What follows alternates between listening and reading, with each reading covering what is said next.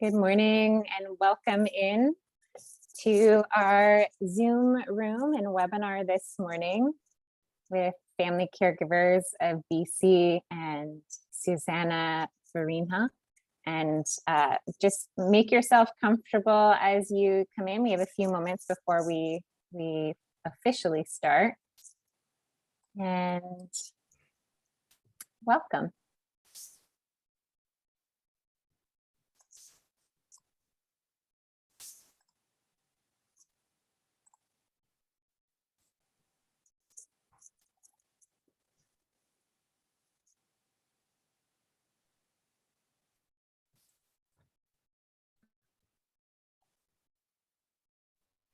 I see some familiar names in our attendees, so thank you for joining. And as you are coming into the room, if you're comfortable and willing to say hello in the chat box at the bottom part of your screen there, you'll see chat, and you can pull that up and say hello. You can tell us where you're joining from, if you're comfortable with that. And also, you're always welcome to change the name that we see on the screen to what you are comfortable with. So thanks for joining this morning.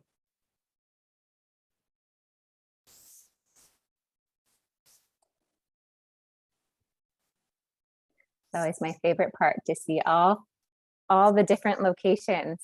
Rainy Tawasin, it's rainy here in Victoria as well. Hi, Simone. Nice to have you here. Nanaimo, North Vancouver. We have another Victoria location. Wonderful. Chilliwack, Kootenay Bay, Summerland, lots of great locations within BC.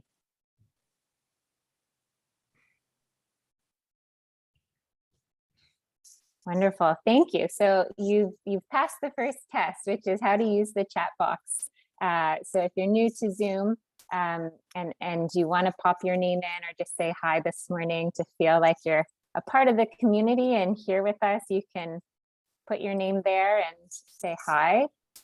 Also, the chat box we will use if you are having things that you'd like to say throughout the webinar today, but for any specific questions, there's also a tab at the bottom called Q&A that you can use to ask questions, and we'll either stop and pause if it's relevant to the material that Susanna is covering, or wait to the end. So we'll just see how that looks and feels as we move along. So this morning, the webinar that you are attending is called Caring for Yourself While Caring for Others. And we have Susanna Farina, who is a clinical counselor. She's from rainy Vancouver as well. Is it rainy over there, Susanna? Yeah. And I am Kate Landreth. I am the education lead with Family Caregivers of BC. And also in the background, you can't see her right now, but we have Carla Wilson, and she's our communications lead with Family Caregivers as well, new to our team. Very excited to have her here. And she'll be in the background supporting the tech side, the comments and the questions as well, just so you know if she responds to something, who she is. So I'll get you to pop forward on the slides. Mm-hmm. Okay. Mm-hmm. It's not going. Oh, I'm sorry. No, that's okay. Sometimes you just need to click the screen to get it. Okay. Oh, yeah, there you go. Perfect. So if you're new to our webinars, there's just a few things that you need to know. Your cameras are off and you'll remain muted, so we don't see you, but we will see you if you're in the chat box. And if you're prompted and there's questions or reflections that you'd like to share in the chat box, you can share there.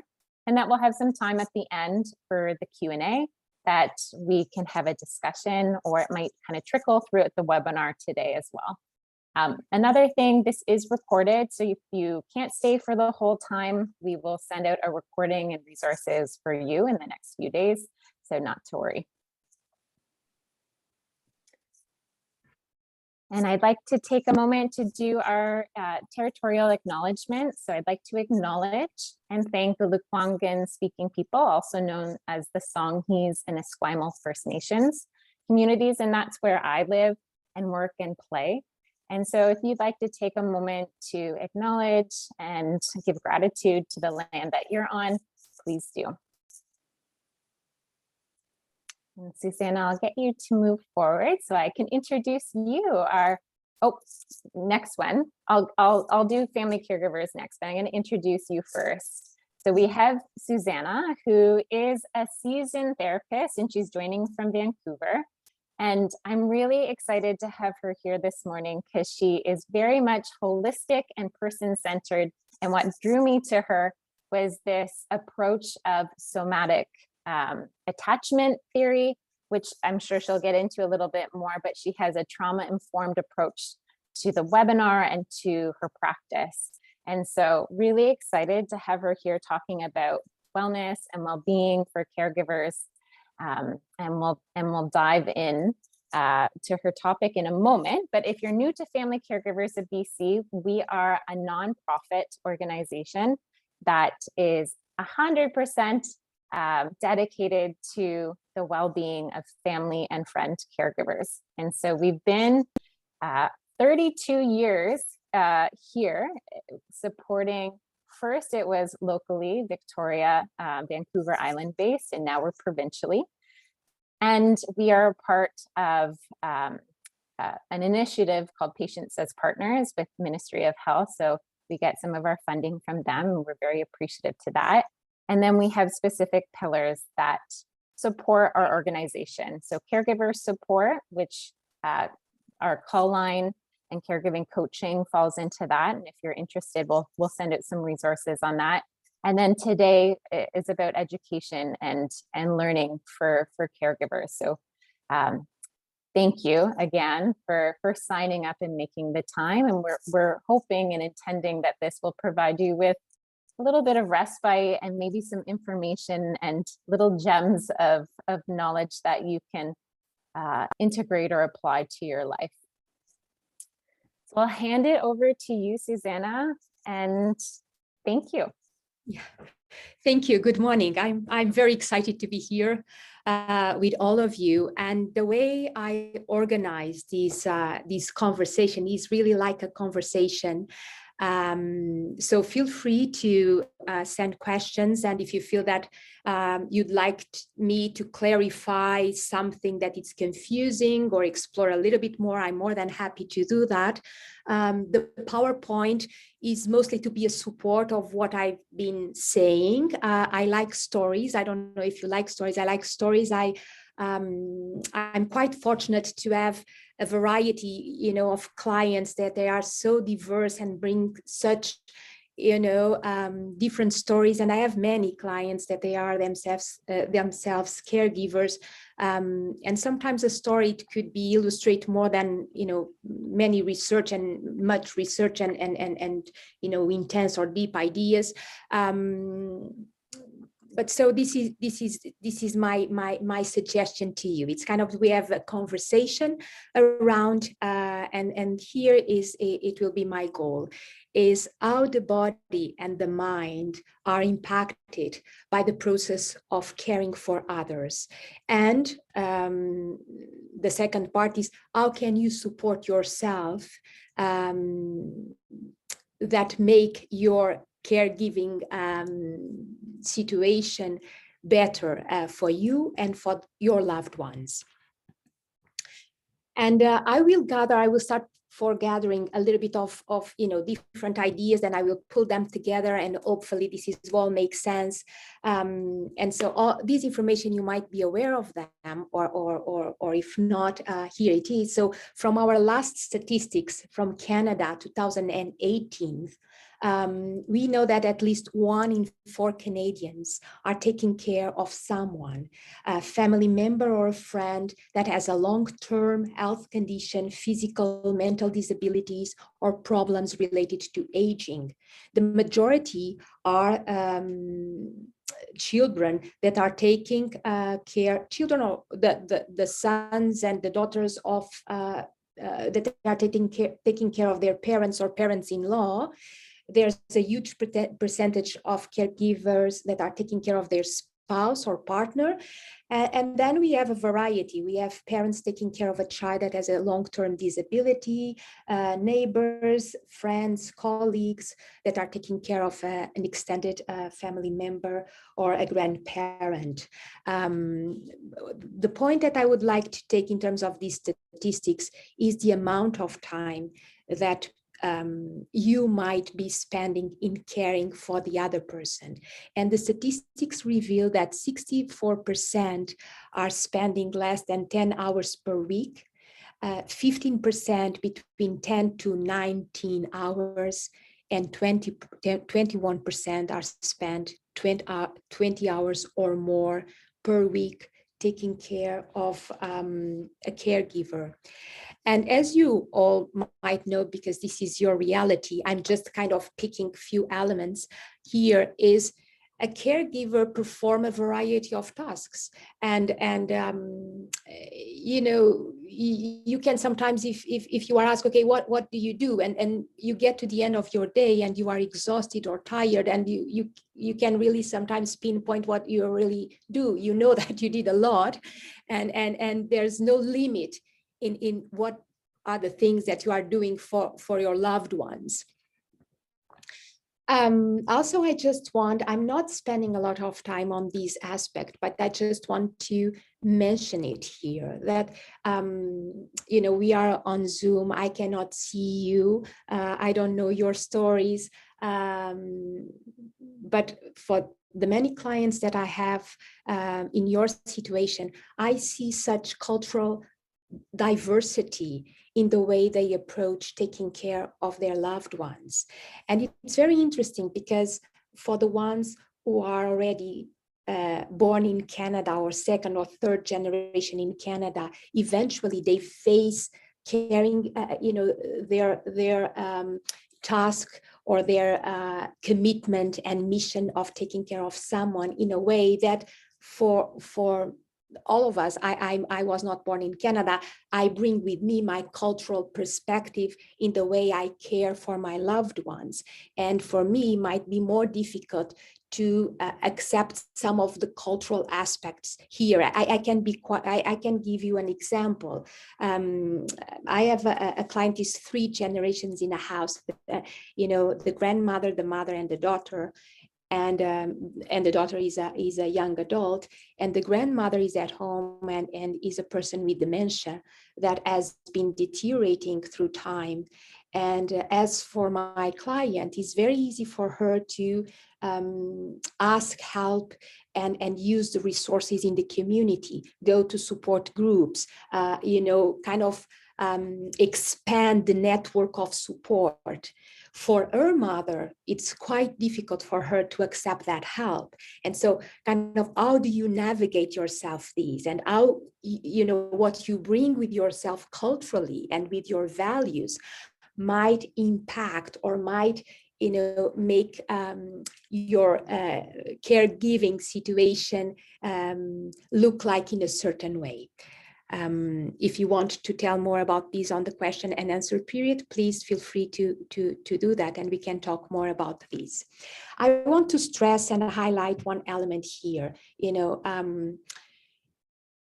the idea here is not to say that caregiving or taking care of someone, it's a bad thing or it's bad for you. We will look into the aspects or the impact that it will take in your body and in your mind, not with the sense or the perspective that this is a bad thing for you, not at all. You know, I want to highlight that what you are doing and your mission is absolutely wonderful. You know, my goal, if I'm succeeded today, is to say, okay, let's know what you know, what you might be exposed to in your body and your mind as you go through your day and through your week and through the different years as you've been caring for this person. And let's see, how can you support yourself better? How can you sustain yourself in these journeys. So that is my goal. And actually, clinically, I see this, but on research, we have some research articles stating the positive outcomes of caring for another person. And I just will mention here some, that can improve your health, improve your well-being and your personal growth. And you can say, oh, but it's exhausting for me sometimes, I get tired. Yes, but you have a task. It fulfills a purpose in your life. I know from the clients that I have, they have to run errands, they have to, solve problems, they have to, all of that. It's a stimulation, and that make you grow as a person. There's this sense of satisfaction, fulfillment, feeling good about yourself. At the end of the day, you will say, okay, I'm doing something that matters. And really, meaning in life is something really important. You have the caregiving experience. You know how to do things. I have clients of mine that spend years taking care of their parents. What they learn about caring and skin treatment, so positioning the person on bed, so many of these, what they learn with that, it's absolutely amazing. Even navigating the health system and the different specialties and different doctors and different treatments. It's really amazing. Another one, providing the best care has been identified as a source of satisfaction. I have many clients, either they are already caregivers or they are contemplating that the parents, maybe they are aging and they have to do that job. And they are, sitting with this idea inside of themselves. I cannot, it doesn't sit well inside of me if I'm not taking care of my father or my mother. For me, this is what makes sense to me. And what makes sense to me is provide to them the best care I can. If I can do it myself, great. If I need to gather some resources, I will be the manager of putting all those resources together. But is this profound sense of again fulfillment and meaning. And this one, maybe we are saying the same thing, is experience some feelings of reward. I like this quote. I like this person, and I read a book that was quite inspiring. And for the ones of you that don't know, Viktor Frankl was a psychiatrist, was from Austria, and he spent 3 years in a concentration, in 4 different concentration camps. He lost his parents, his wife, and many friends in the concentration camps. And he wrote a book that many people find quite inspiring, that it's called Man's Searching for Meaning. And one of his saying is this one: a person with something to live for can endure suffering practically without limits. And so I'm not saying that the suffering that you are going through, only yourself could measure it, saying, okay, how intense and how difficult it is. But it's something that you are doing, and that's you are doing for the ones you love, and love might be that pulling force that make you go through, right? Another thing that research shows, and I find it quite impressive, and I wanted to share it with you, is today we might be talking about, or talking not because you might find yourself in that situation, only you will see that for yourself, but kind of trying to avoid you to getting to the point of this caregiver saturation, where you feel that your system and your mind cannot take more. It's kind of too overwhelming. So but what research shows is, even if you feel tired, even if it's get heavy, this doesn't impact the satisfaction and the fulfillment that you get from what you are doing, and this is really empowering, right? So here, what I meant by saturation, And this the image of the sponge, when we are, if you feel yourself, either your body or system or mind, as a sponge that cannot take more, cannot absorb more, that it's the point of saturation. I cannot take more. It's quite overwhelming right now. And I put it here, intensity versus duration, because what really seems to be the key element is not the amount of time that you have been doing this, if it's 2 years, 3 years, 10 years, but actually what it seems to be the element that causes the saturation is the amount of time per day or per week that you are involved on those activities. And eventually you might not have an option of doing it differently, or eventually maybe there's other resources or other ways of doing it. And so I think this could be kind of an idea that, at least for me, I find it quite strong. And I don't know if it can help. It's not the load that breaks you down, it's the way you carry it.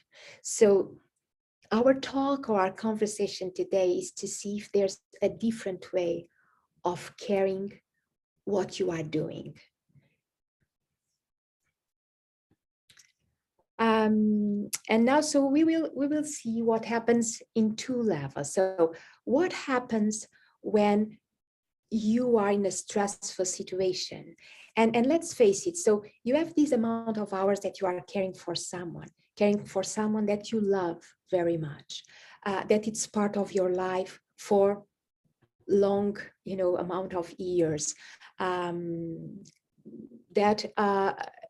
besides, and I didn't set anything before around the tasks, but for the ones or for maybe many of you, you not only do this, but you might have a job or a profession outside of the house. You might have other people to care for, your children, you have a relationship, so other friends, other situations. So you have your plate full with many things, and not just care for this specific person. So kind of you are have many sources, let's say, that might cause this stress, and in this situation, most likely a chronic situation. So it's a continuous thing. It's not something that just happened 1 day or 2 days or 1 week and it's over.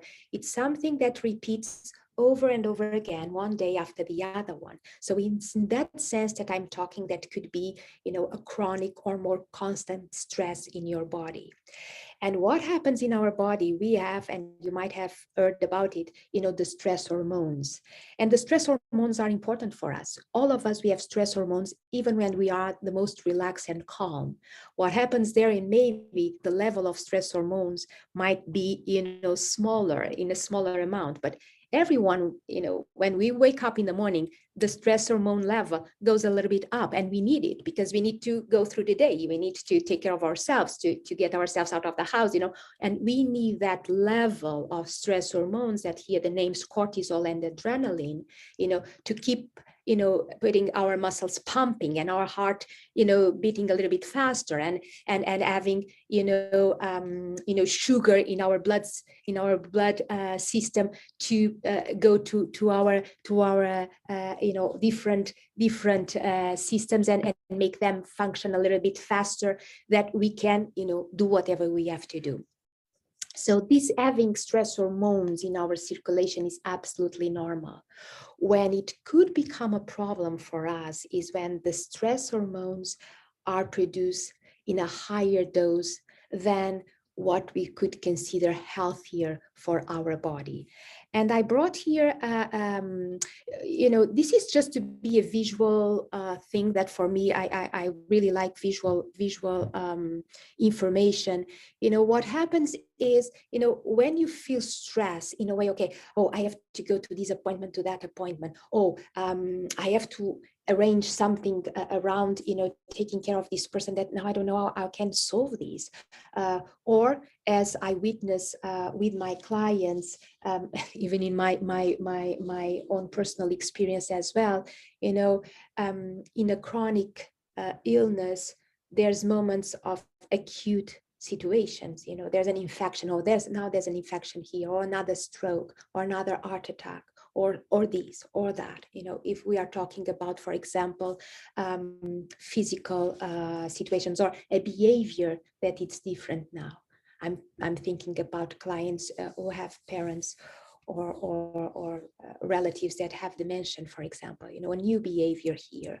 For example, for people who are supporting individuals with mental health disorders, very stressful. And when you care for someone that has suicide ideation, it keeps your system in a state of alert. And is he safe now? Is she safe now? What could happen here? So there's, even you are not completely aware, your state of concern, worried, and awareness is a little bit higher than we would say you would be in a more relaxed state. For example, just to give you another image from that a client shared with me, she has this perception herself that she's always running out of time. I'm always running out of time. For some reason, for me, it reminds me that the rabbit, Alice Rabbit, right? That rabbit was running, with the clock, always late, always late. And this sensation inside of your body, I'm always running out of time. I'm always in a hurry. And this is this sensation inside of you, even if you don't really have to go anywhere, but there's this, feeling, or this, felt sense that it's sitting inside. What happens with all of another one that,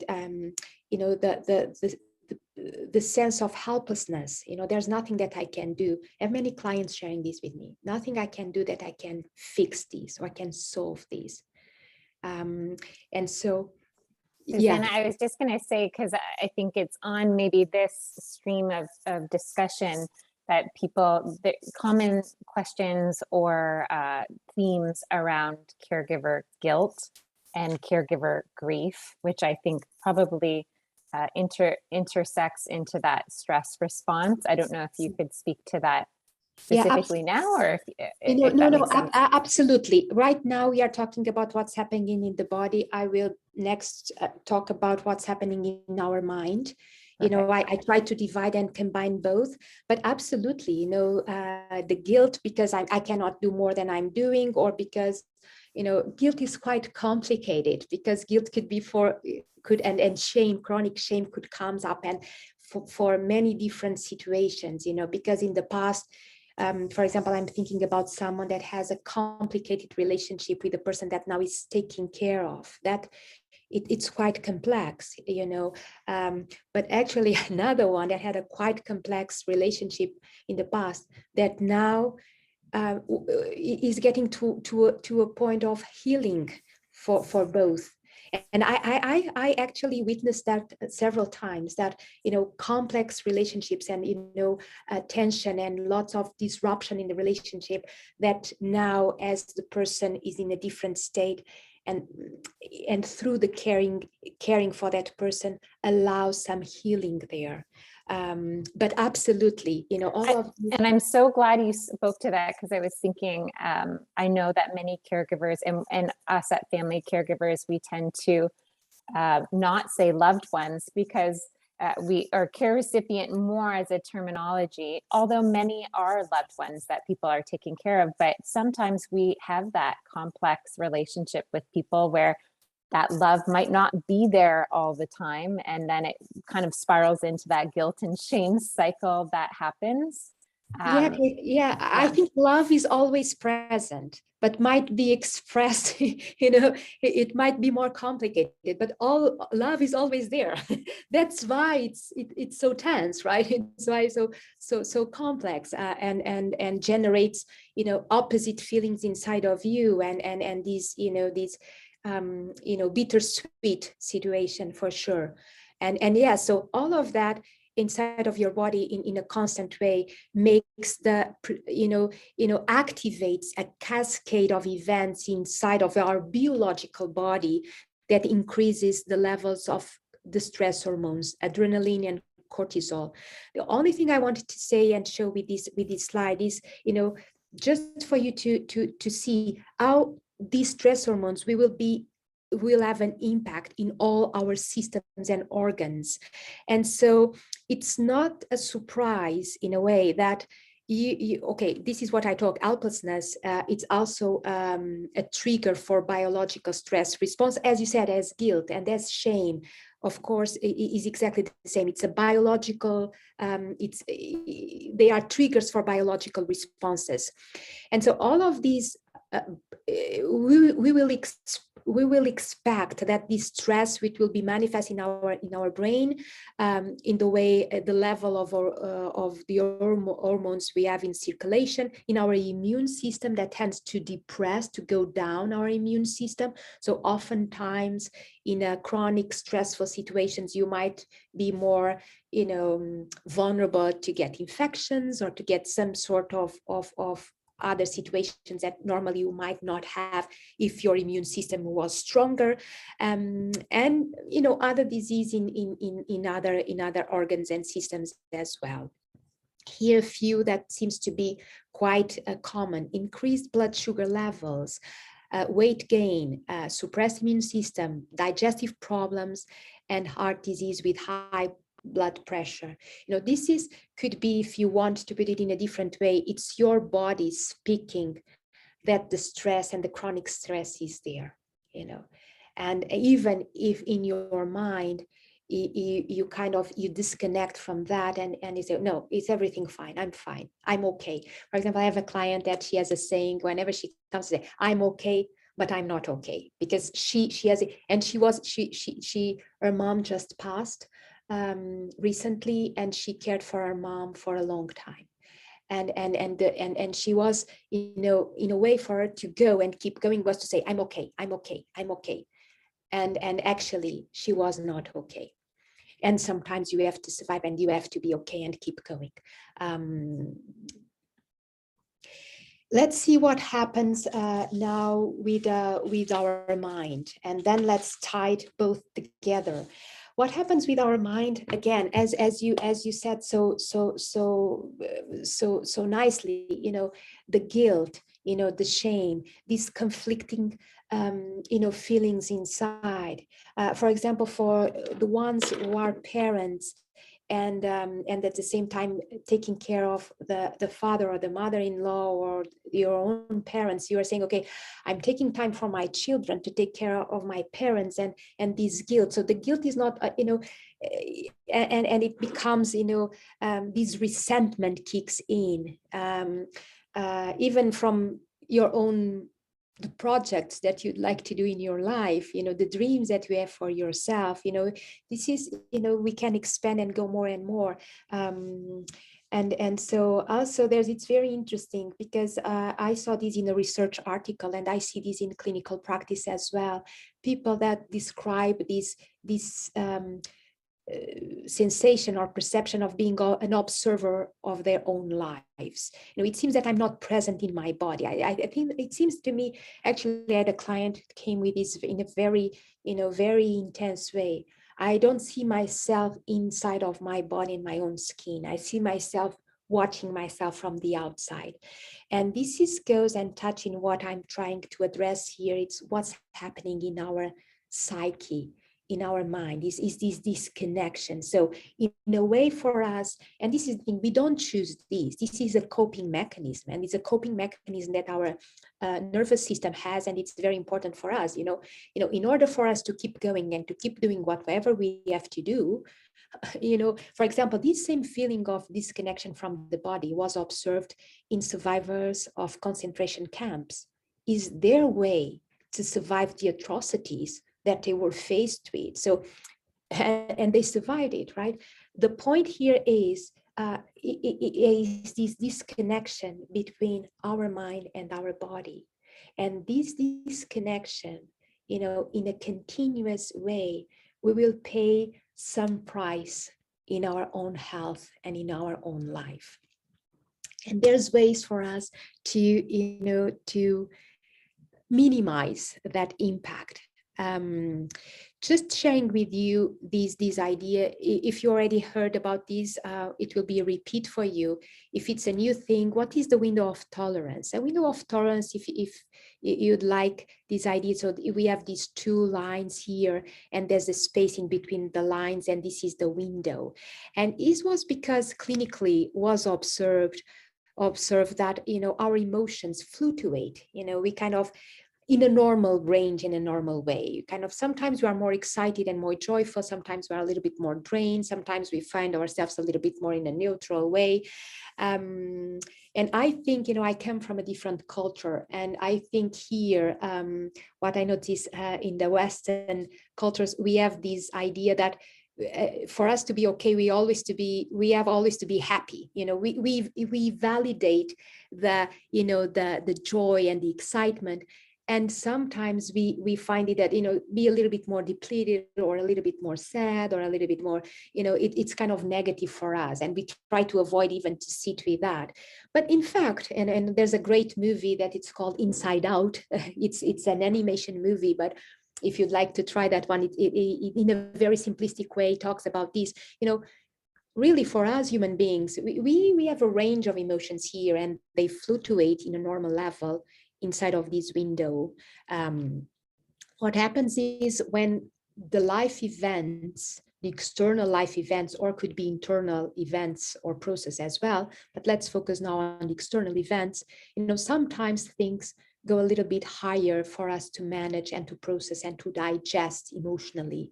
And this is, we can go over the fence here, and we call this hyperarousal, or we could come, below the fence, and we call this hypoarousal. And you see here could be panic attacks, anxiety, this state of, okay, I'm running out of time, this tension inside. Could be anger, could show up as anger. And anger, I know sometimes clients don't use the word anger, they prefer the word frustration. Okay, if it feels better for you to say frustration, say frustration. Frustration, overwhelmed, agitation, the difficulty to stay still, and just, I cannot, sit, and just enjoy these 5 minutes, contemplating this beautiful tree or garden, whatever, is this agitation inside, again, a space of no regulation or lack of regulation here could come in this way, kind of this numbness, I can't feel anything. I can experience feelings, either, positive, negative. It seems that I cannot experience them, shutting down in terms of feeling yourself disconnected from others, pulling yourself out from relationships, or closed down in relationships, not taking care of yourself, kind of, you barely, you know that, the way you choose your clothes, or the way, you don't have any enjoyment in taking care of yourself. You might do it because it's a social, if I go to the street, I have to take a shower. I have clients, for example, say, okay, I'm not going to the street because it's difficult for me right now to take a shower, so I don't go there. It's these social conventions that I cannot go outside. So if you feel yourself, that, taking care of yourself and your body, and having this joy is gone, maybe could be something at this level here.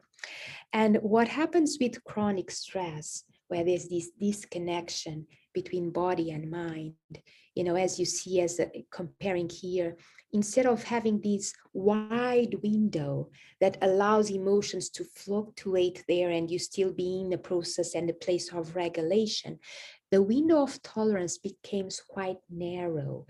And so, yes, more situations where you get easily anger, you get easily impatient, you get easily with lack of patience, you get easily, more sad, or more, things seems to be more up and down, and you feel not in control of these situations.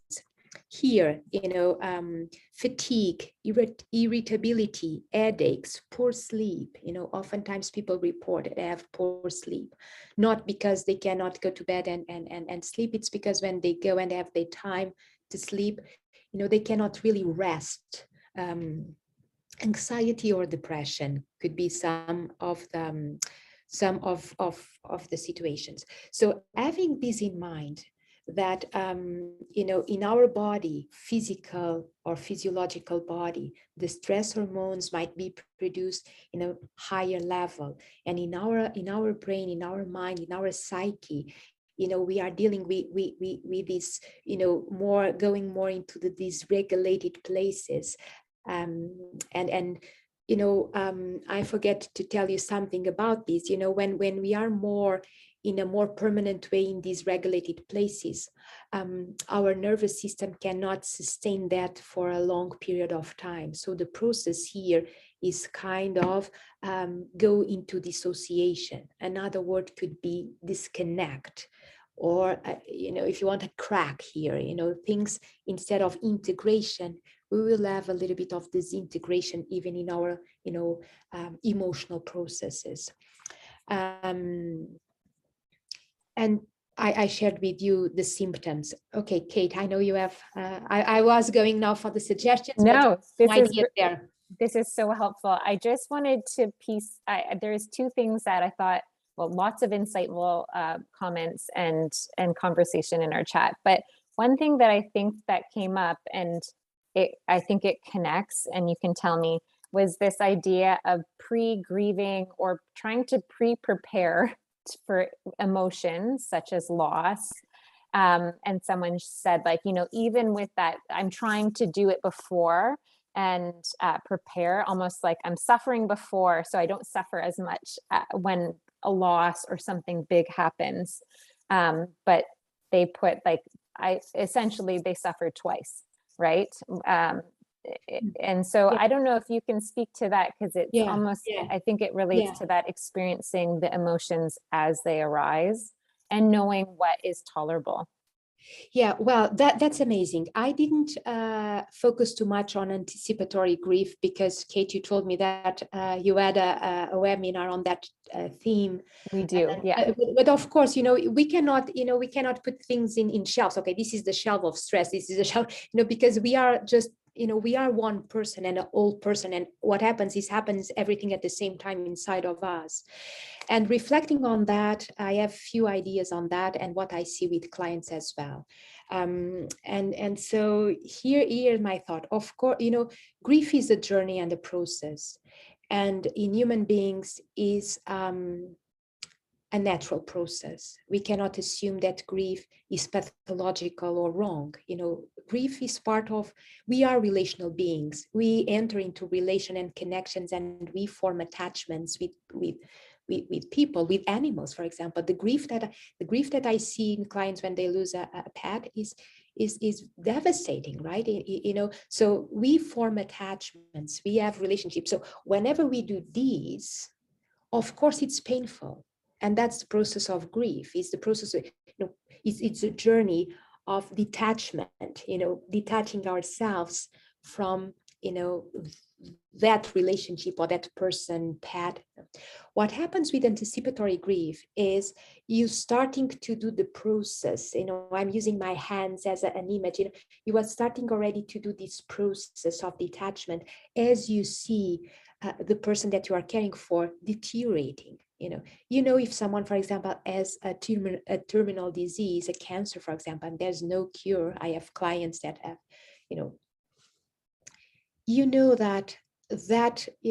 that end is close. Normally we lived with people in our lives, and all of us, we will die one day, but we don't know when, right? And if we feel ourselves good and healthy and whatever, it's not a present thought and a present reality. It's something that it's there, but I don't live with that seated on my lap all the time.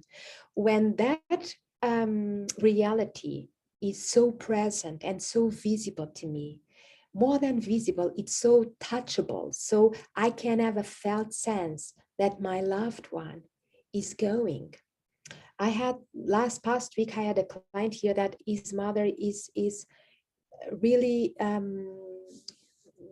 is a person who had a heart problem, not qualify for heart transplant, and is deteriorating. And in therapy, we are talking about support systems in place when that happens. We are already talking about that.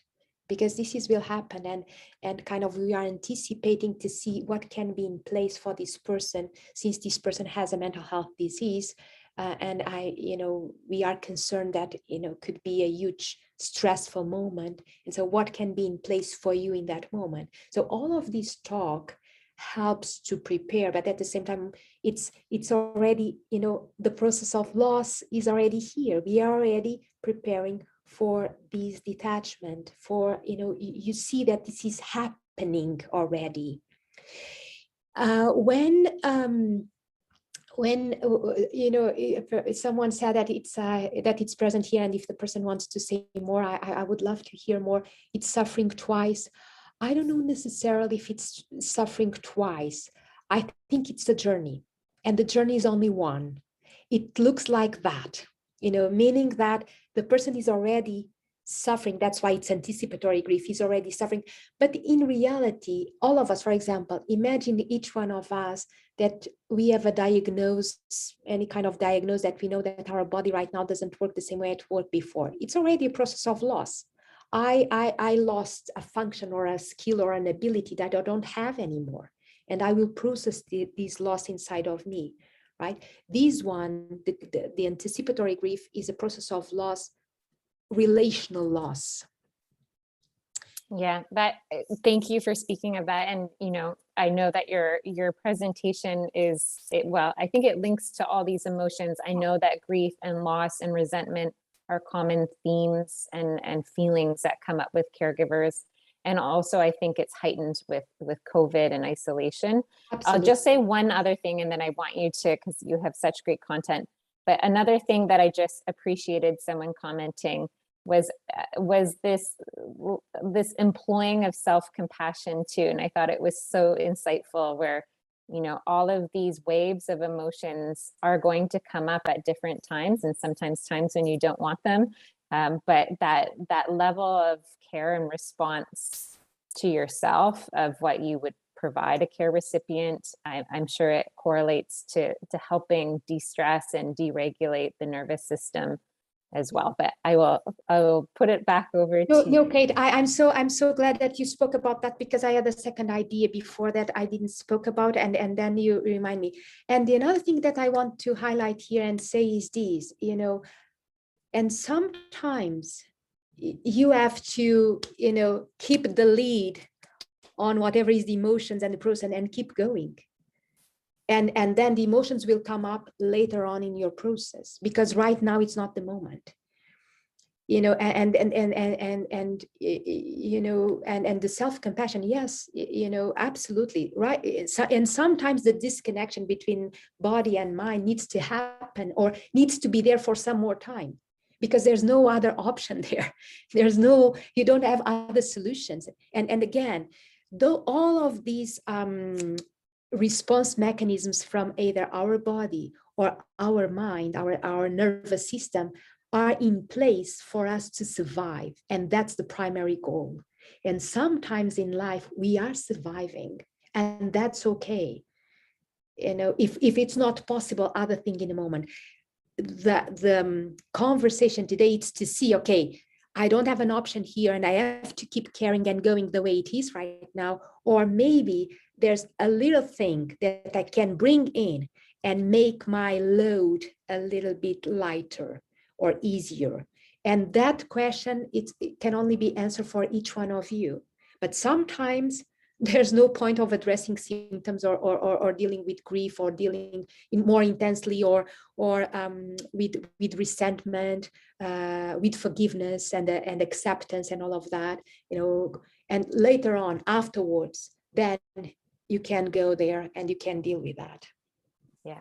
Thank you for speaking to that. I just have a small note, and I just because we have people that are more sensitive with hearing and speech, if possible, that we know we love your content and what you're sharing. If you could slow down just a bit, I think people are wanting to absorb all your wisdom. Okay, thank you for that. Oh, it's good. I will try. Okay, thank you for telling me that. So we will jump now to some suggestions, and it's only what it is. Whatever I bring here is just kind of suggestions, and it might work for you, might not work for you right now, might not be possible, and could be possible later on, and we are all different, and we respond and we use strategies and tools differently. So it seems then when we connect with others, it's something that it's helpful. It relaxes. It helps us to carry on. I had someone recently that was telling me, I find myself isolating myself from my friends, and I really this person is a mother, and she has a teenage daughter who has mental health problems and has suicidal ideation. And this mother is seeing herself isolating from other people, and she was saying, and I really wanted to talk with that friend of mine, but I know if I go there and talk to her, she don't stop talking because she wants to talk all the time. And also she would like to fix my problem, and I know that it's not what I want. I want to go and to have someone that can listen to me. I know that BC caregivers have resources for you in that way. Not only, for example, support groups are wonderful for that, or have kind of someone that you can talk to, not necessarily to fix or give you solutions. I always feel, that's why this part, I will share some suggestions with all of this. I'm not trying to, to force you or impose anything here, because sometimes it is not what it's about. You just want someone to sit and listen to you. The other thing, and this is the thing, it could be possible right now or could be possible later on, that, the pain that we feel is normal.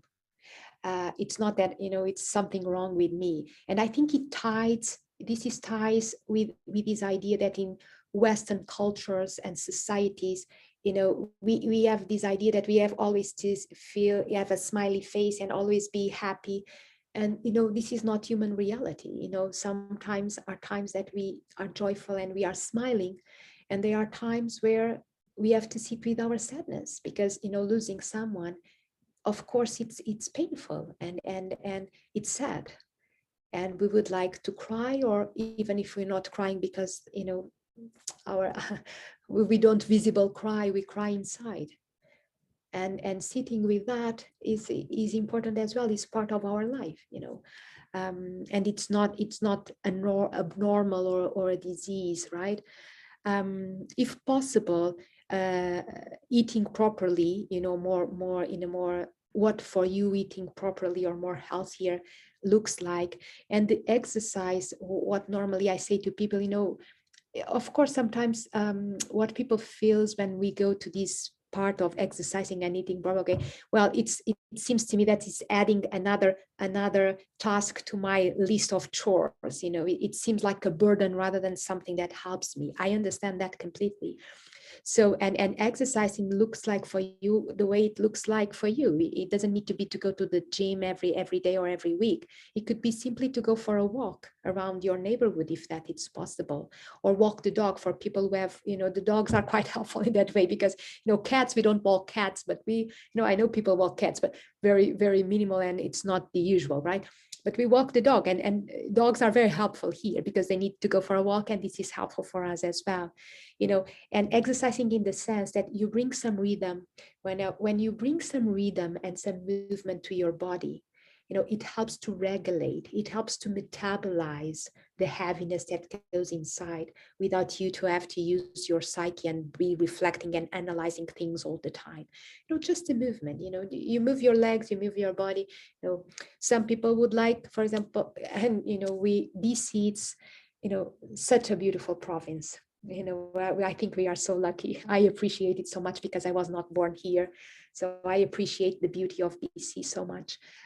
So outdoors are amazing. When we connect with nature, just going for a walk or for a hike, or for the ones who really, I see Canadians, they love outdoors. So they like kayaking or canoeing or biking or all of that. If you can have some of that, it will be wonderful. If possible, get enough sleep, but when sleep is disturbed, sometimes it's not that easy. And maybe you can get some help for yourself here. Taking some time off when it's possible, it's good. Kind of take this when kids are playing on the playground and they say, okay, time out, it's a little bit like that. It's time out, a moment that you decompress. And for example, the client that I was sharing with you, that the mother is getting to in a very vulnerable and frail situation, normally protect some hours. Sunday, he has something in place, someone that goes and stay with his mother and is able to to have some time out. He gets together with a friend, and he loves sports, so he watch sports. He loves basketball. So and for some people this could be the time out, enjoying, watch some sports, baseball, basketball, American football, soccer, whatever you like, and that is the decompressed time that you have in your day.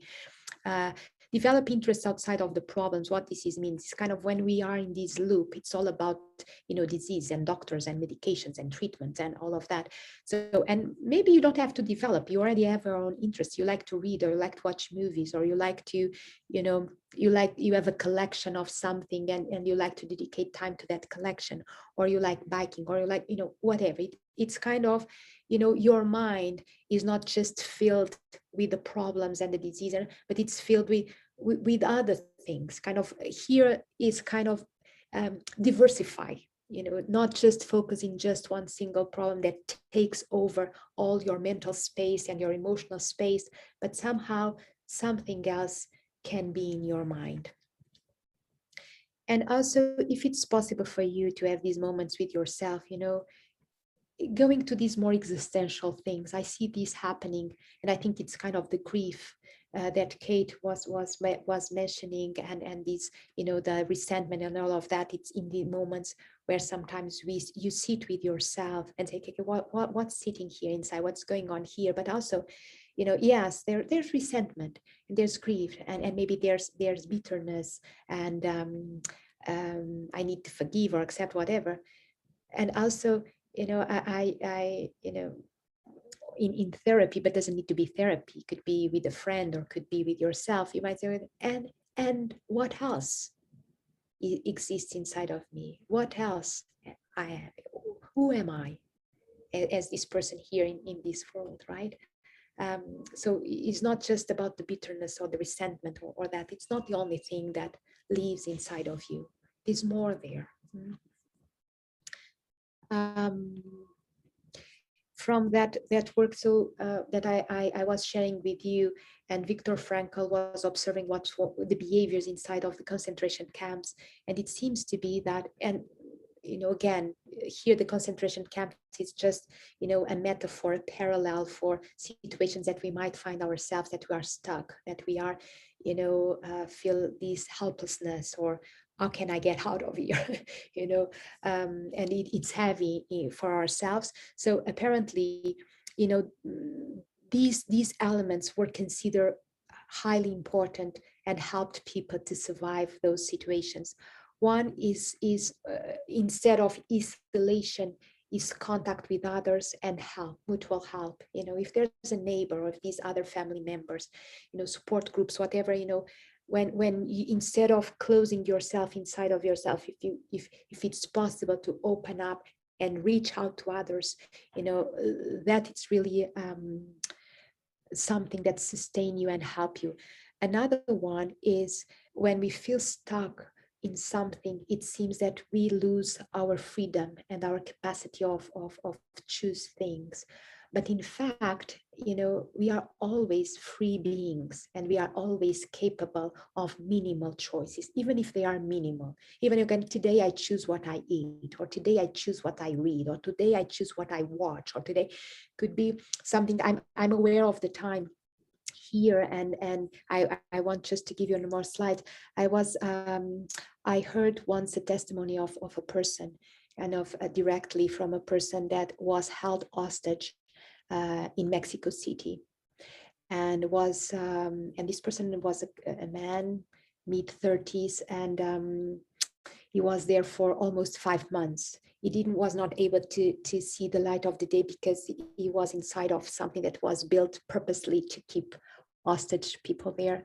And he was very, at the first days, he was very, say, well, there's no way for me to escape here. I will be dying here.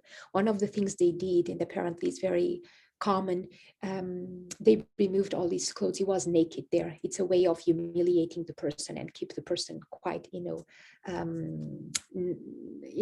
not accepting the situation like the situation it is.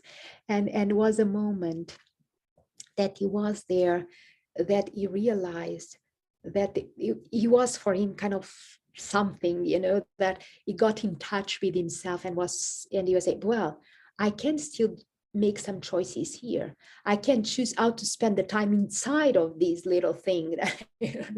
So he started to do something, he started to do some exercise. He started to do, and then he asked if he could have a book to write or to read. So he asked for minimal things, but with these minimal things that he had, he started to organize his time differently. And he said later on that shifted completely his emotional perspective. And that was the main element that helped him to, keep himself, surviving for that amount of time.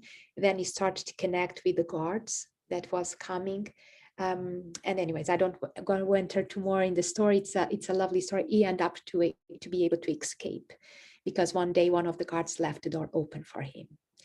But what shifted really there, and was through the connection and the conversation that he was having with the guard. But what really helped that was this shift of perspective. Okay, I'm stuck and my freedom was removed from me. This idea that even in the small elements, there's always, our freedom is always there, even if it seems minimal. Finally, I'm getting to the end because I know we are reaching the time here. It seems to be something very helpful to bring back, the integration that, our body and our mind. Then when there was this, as I said, this disconnection, something that helps in bringing the connection back, bringing the integration back, is kind of being able to stay present. So what this means, you might have heard these in different ways. You might have heard these as mindfulness, all these mindful, practices, meditation. If someone has a spiritual practice, could be exactly this. Could be prayer. Could be, I have clients who say how much these spiritual practices kind of are nourish themselves with that. Why I bring this here is because it's very impressive that when we bring those practices into our lives, the body and mind get into a more integrated space and place. And so this allows this homeostasis, and homeostasis means balance, means that our body and our mind are more balanced. And something that the research revealed, and it seems quite, amazing, is the stress hormones reduce in our blood system and the inflammation in our body is reduced, meaning that when the stress hormones are elevated and high level in our bloodstream, there's more inflammatory process in our body, our immune system is more depressed. So the research showed that, and they follow up this with people that would implement in their lives these moments of presence. And again, this doesn't mean if you're not, I don't see myself meditating, and meditating is difficult really. If you are disconnected, if you feel that you are right now in a moment of disconnection from your body, and it's very busy, it will be difficult. There's many different apps for that. It's guided meditation might be more, could be easier, doesn't need to be a long time, could be little things, little amounts of 5 minutes, but it could be simply go for a walk in the forest. I was in the beginning listening to Kate saying the names of the different places that you are from, and I know some of them, and I know, how beautiful those places are in Nanaimo by the water and all of that. So all of these allows moments of this full presence. Not, you know, you go for a walk and you connect with nature, and if possible, inviting yourself to stay fully present there in that moment. And I think this is the last slide. Thank you so much, Susanna. This has been, I just want to capture, because so many wonderful things are coming into our chat, and I'm mindful of the time as well. So if you do need to pop off, we thank you for joining us this morning. But what I think I heard you say in those nuggets of just checking in regularly with yourself, and that could be through more formal meditation, which I'm seeing lots of people share that they mindfulness practice, or formal stillness practice, or journaling, but that connection to self, and exploring maybe, you know, the good and bad of emotions and sensations. Something I'll speak to, and I know Carla put this, I am a meditation or a mindfulness teacher as well, and we have had for the last year and a half monthly mindfulness practices that she shared there. If it's something that you're wanting to explore, but also lots of apps that you could try on. And lots of people shared like that movement and just moving the body or going into nature, also relying and having the support of faith and spiritual connections that sustains them. And friends, and then also respite. So if there is an opportunity to have that break more formally, or maybe it's informally, where you have your caregiver support circle help you, which I think are all great ways, which I heard you say is like that mind-body regulation and integration that will hopefully help support stress and that inflammation response in the body. So thank you. I took so many nuggets and I wrote them all down, and we're getting many words of thanks and gratitude in our chat box. And so family caregivers, I put in the chat box as well, but we'll send out an email following this recording with the recording link. Also, some of the themes that you talk to, we'll make it tailored. So grief, anticipatory grief. We have some resources that we will share, and please share it with your greater community if you feel like it would be of benefit for other people that maybe couldn't join this morning. And so, Susanna, thank you for your time and your passion and your understanding of this process of caregiving and how it relates to the physical and emotional body. I think it's something that's really important to speak about. And yeah, have a wonderful, wonderful Friday. Yeah, thank you. It was a pleasure. Okay, take care. Bye-bye.